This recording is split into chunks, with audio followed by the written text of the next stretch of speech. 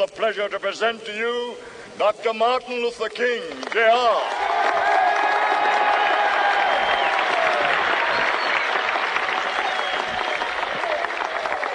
I am happy to join with you today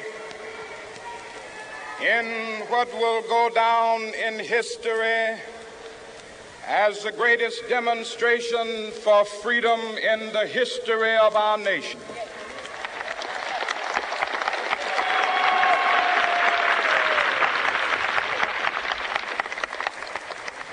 Five score years ago, a great American in whose symbolic shadow we stand today signed the Emancipation Proclamation. This momentous decree came as a great beacon light of hope to millions of Negro slaves who had been seared in the flames of withering injustice. It came as a joyous daybreak to end the long night of their captivity. But 100 years later, the Negro still is not free. 100 years later, the life of the Negro is still sadly crippled by the manacles of segregation and the chains of discrimination.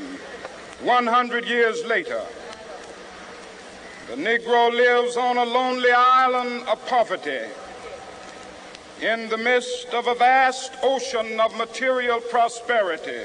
100 years later,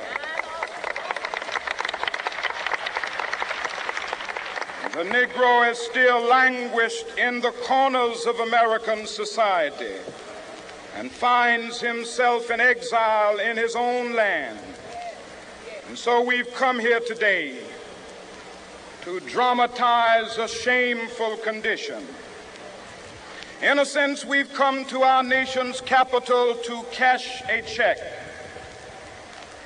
When the architects of our republic wrote the magnificent words of the Constitution and the Declaration of Independence, they were signing a promissory note to which every American was to fall heir.